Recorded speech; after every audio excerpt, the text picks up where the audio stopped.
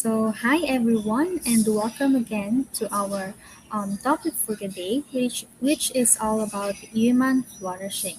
So, today we're going to talk about what is all about human flourishing and kung ano-ano pa yung mga under ng topic na ito. But before that, let us first determine the different objectives for this lesson. So first is to identify different conceptions of human flourishing, kagaya nga ng sinabi ko kanina, and also determine the development of the scientific method and validity of science, and the third one, critique human flourishing and also the progress of science and technology to be able to define for themselves the meaning of good life. So, yung tatlong yan ay ang ating mapag-aaralan at mapagdadaanan sa topic na ito. Okay, so let's first identify kung ano-ano ba yung mga nandito sa ating human flourishing. So, una ay meron tayong eudaimonia. Okay. Ano pa yung mga meron dito? So, lahatin na natin. We have the eudaimonia and also the good-spirited, human flourishing, phronesis, friendship, wealth and power, and happiness. And then later, I will give a brief explanation kung ano ba yung mga nandiyan sa ating number one list. Okay, so again, eudaimonia. When you say eudaimonia, literally, it means a good-spirited. That is a term coined by renowned Greek philosopher Aristotle in order to describe the pinnacle of happiness, and that is attainable by humans. And this has often been translated into human flourishing in literature. Okay, nasundan ba yung pagkakasunod-sunod? Kung papaano na-define ang eudaimonia, ano yung good-spirited, and also, kailan tinatawag na human flourishing. So, as discussed in the Nicomachean Ethics, Aristotle's human flourishing arises as a result of different components such as, ito na nga yung phronesis, or in English word, phronesis means prudence or practical virtue and practical wisdom. Another is the, under pa rin ito ay friendship, wealth, and power. So in ancient Greek society, they believed that acquiring these qualities will surely bring the seekers happiness, which in effect allows them to partake in greater notion of what we call the good. And then, okay, proceed tayo sa ating number 2. We have the word changes and people live comfortably than before. So, as time changes, elements that comprise human flourishing change. People means to live more comfortably, they explore more places, develop more products, and make more money. In the beginning, early people relied on simple machines to make hunting and gathering things easier. Our concept of human flourishing today proves to be different from what Aristotle originally perceived. Interestingly, there exists a discrepancy between the Eastern and the Western conception. So we are here in the third part now.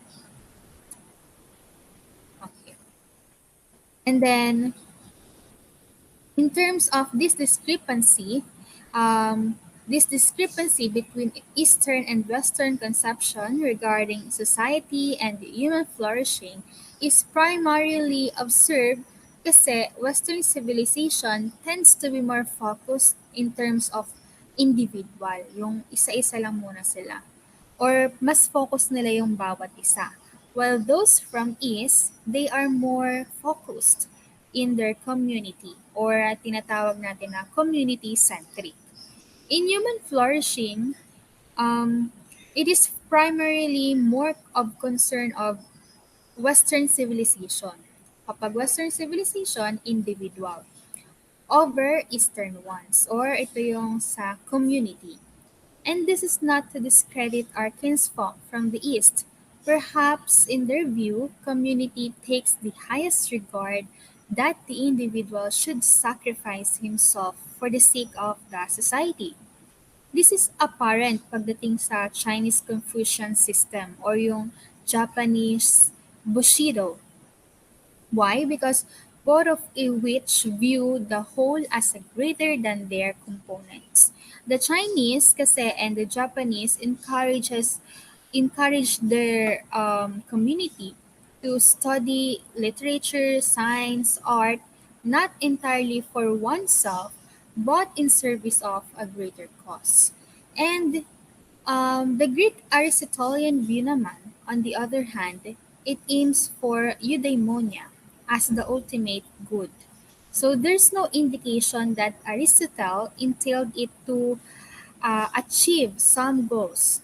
Perhaps that person who has achieved such a state would want to serve the community, but it depends pa din kung ano ba yung meron sa kanya, kung yun ba ay values niya or belief niya, yung pagse-serve sa community.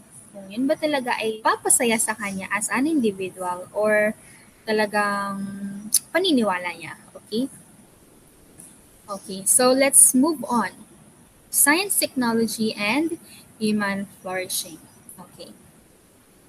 Ayan. So may makita kayong mga pictures dito sa inyong screen.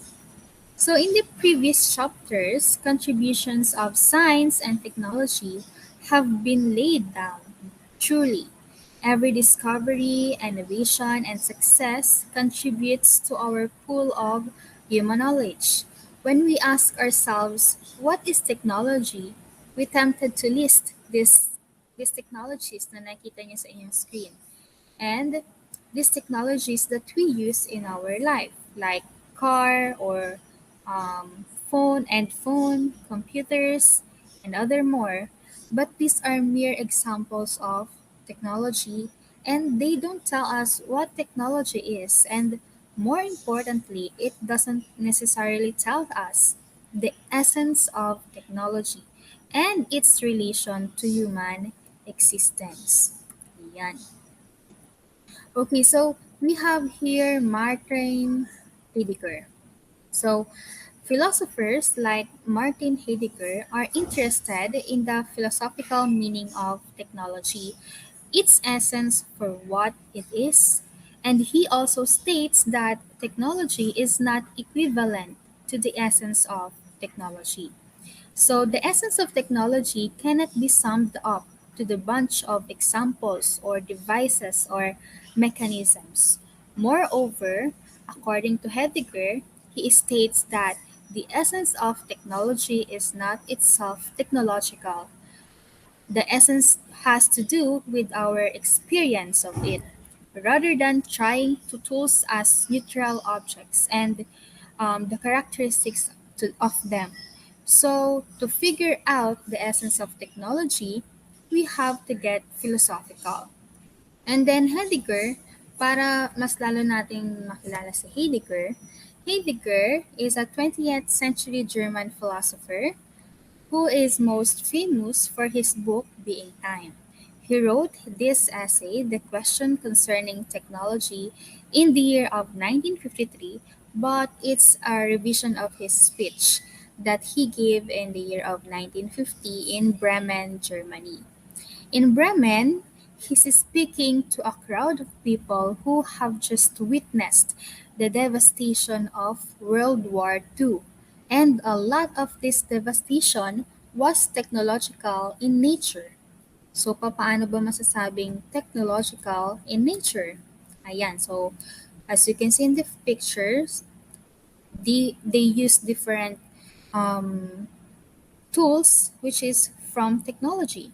So if you think about World War II, US dropped two atomic bombs in Hiroshima and Nagasaki in 1945. And part of Hitler's power was because of his radio broadcast. And the radios had become popular that time, and the Nazis used new technologies including factory like concentration camps to carry out the genocides of Jews, the disabled, and others they considered unworthy of life. In 950, it seems like technology could destroy humanity.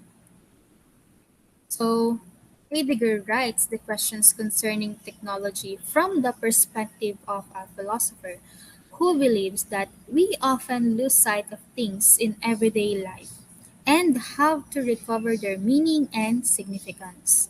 He approaches philosophy as a wandering path that opens up questions for us to explore. For Heidegger, it is not simply we who pose questions. Questions are posed to us, and questions pull at us and demand that we think them. We follow questions on a path or way, and another for Heidegger, the best way to approach question is to have a free relation that opens up our human existence to the essence of technology. So if we discover a relation to technology, we know we find its essence. A. So there are two concepts of the essence of technology, and it begins from Heidegger. So Heidegger begins with two common concepts of technology. The first one is the instrumental definition of technology, which states that technology is a means to a net right. It's a means that we use for some specific purpose. Technology consists of tools and machinery that serve purpose. We use them, they are instruments for our uses. And the second one is the anthropological definition of technology, which sees technology as a human activity. We use technology for our purposes. We create the means and the ends. And Heidegger states that the two concepts are closely related, but they don't really get at the essence of technology for him. So these definitions do not tell us about how we experience technology, how we relate to them, and so it ends up kind of staying on the surface of things. Okay? So there are truth and there are revealing or concealing. Okay? So we will find out ano ba tong tinutukoy na to.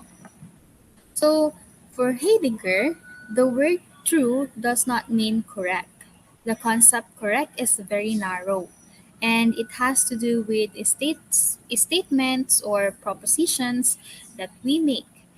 Is the statement true or false? That's a very black and white way of thinking about truth.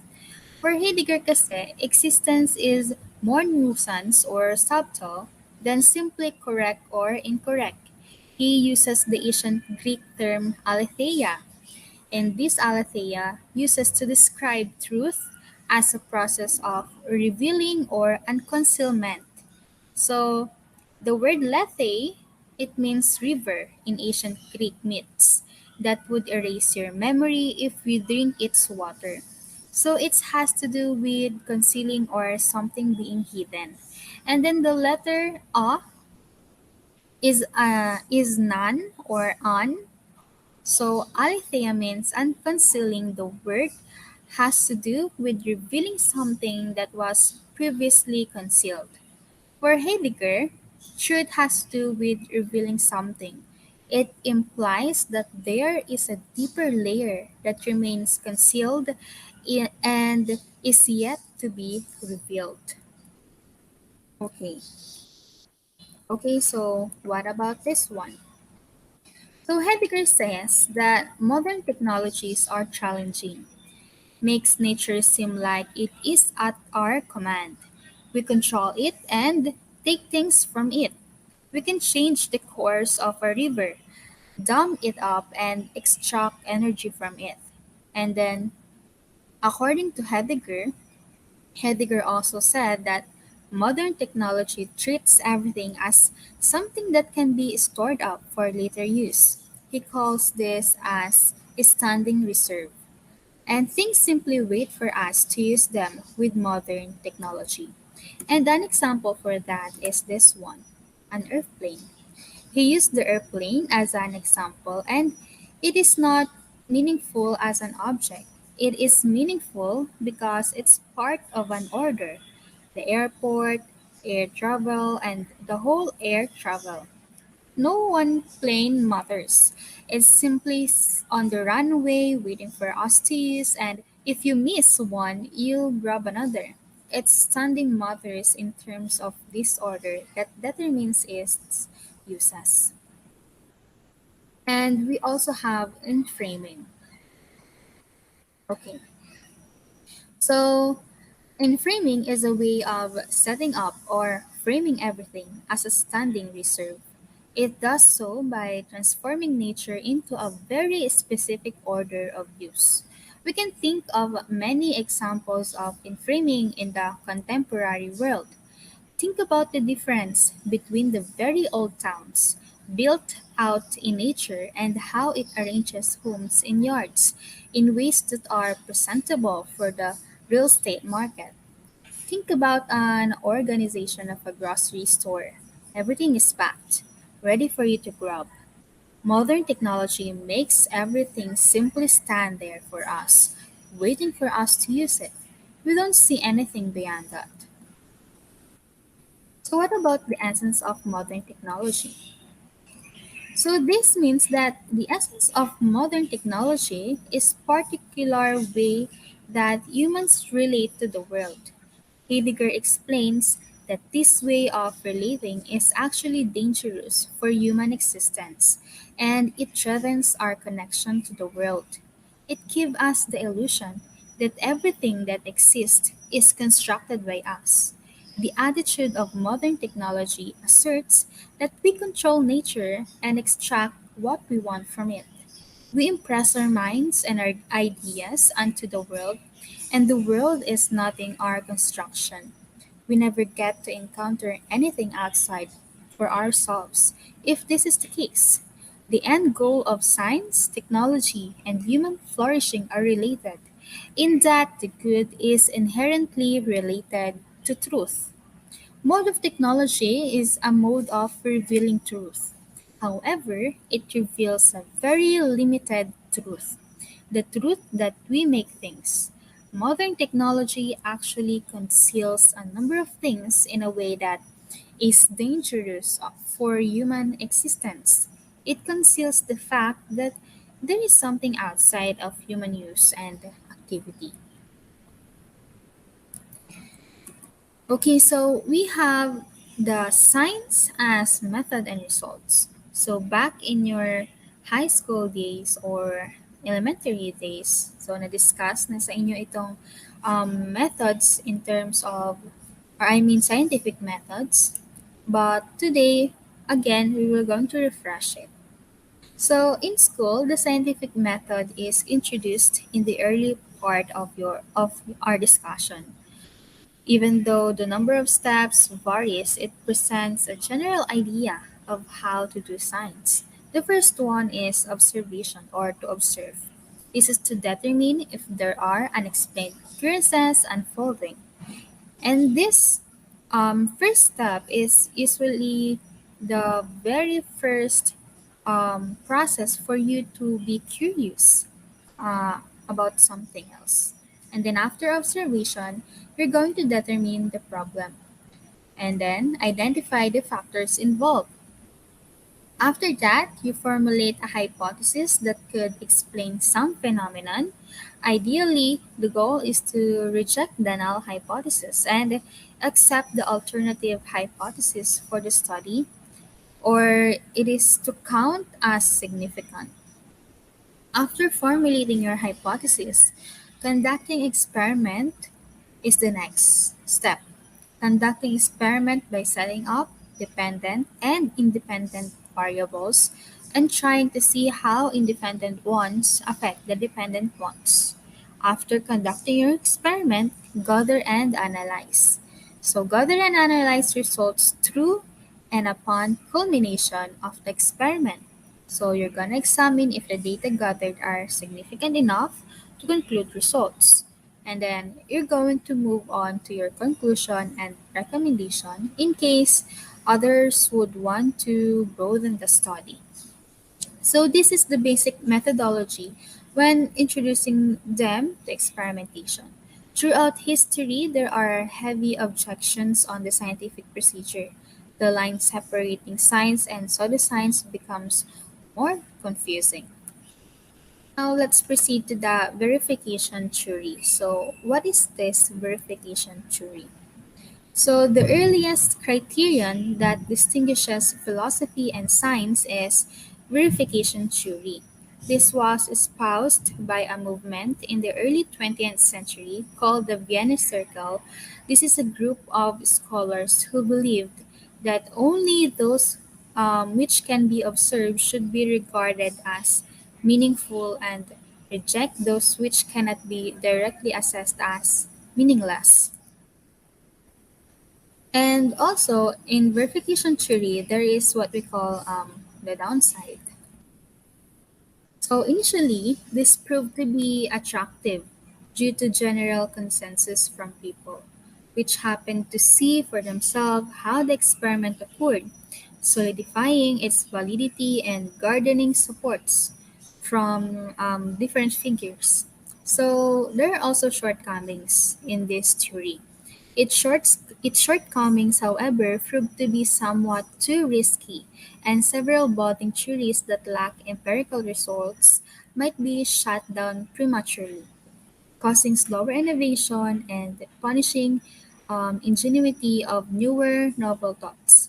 So yung theory ni Einstein about the existence of gravitational waves would following this thought be dismissed due to the lack of evidence almost 100 years ago. So, American philosopher Thomas Kuhn warned us against bridging the gap between evidence and the theory by attempting to interpret the former according to our own biases, or attempting to interpret the verification theory based on our own biases. That is whether or not we subscribe to the theory. So let's have a short illustration regarding this matter. So, kagaya ng sabi ko, this girl, Leia, has a theory, a not so scientific theory, that her classmate Ian likes her. So she said, good, I like him too. But how do I know that he likes me?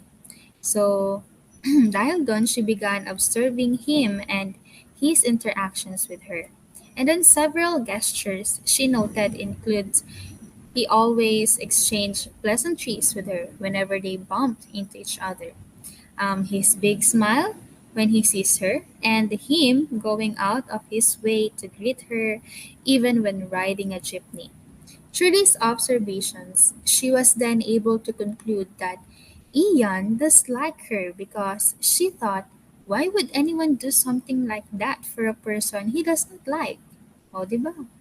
Mapapaisip ka nga. As it turns out, however, Ian is just generally happy to meet people he knew.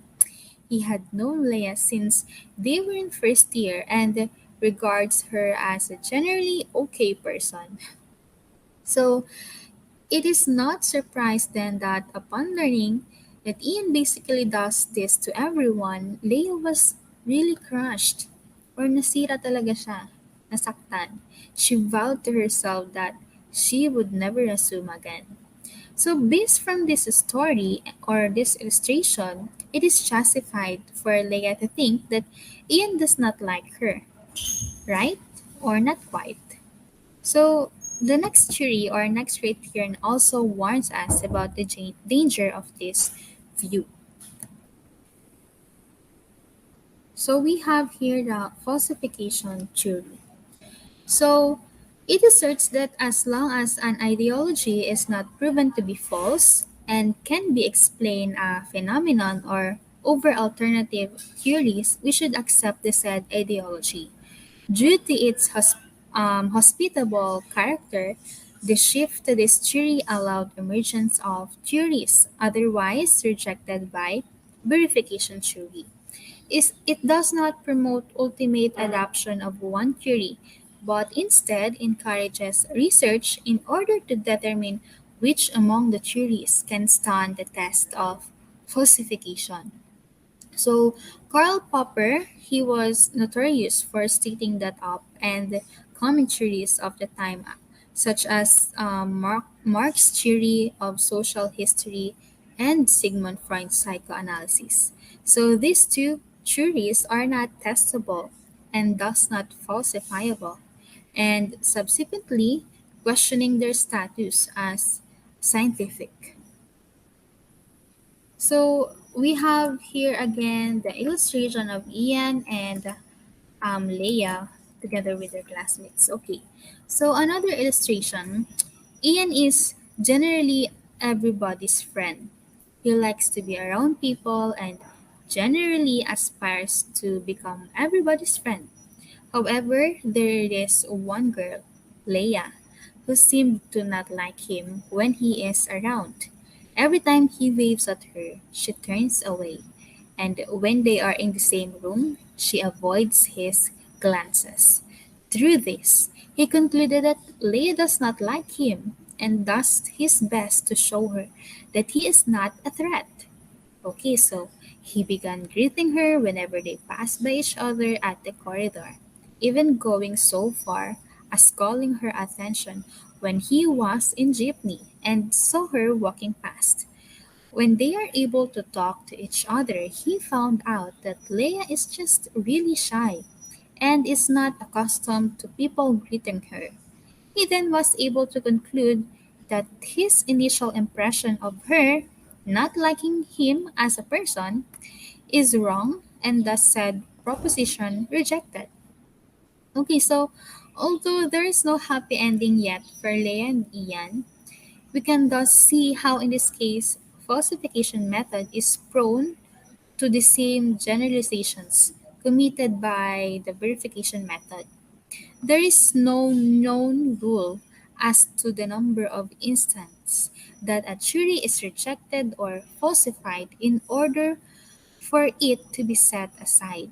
Similarly, there is no assurance that observable events or evidences are indeed manifestations of a certain concept or theories.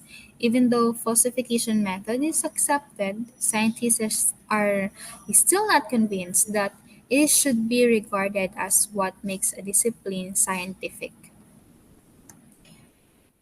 Okay, so how much is too much? What about this? So, economists believe that growth is the primary indicator for development and has put their resources in trying to achieve such. Technology has been a primary instrument in enabling them to pursue the said goal and utilizing resources, machineries, and labor. But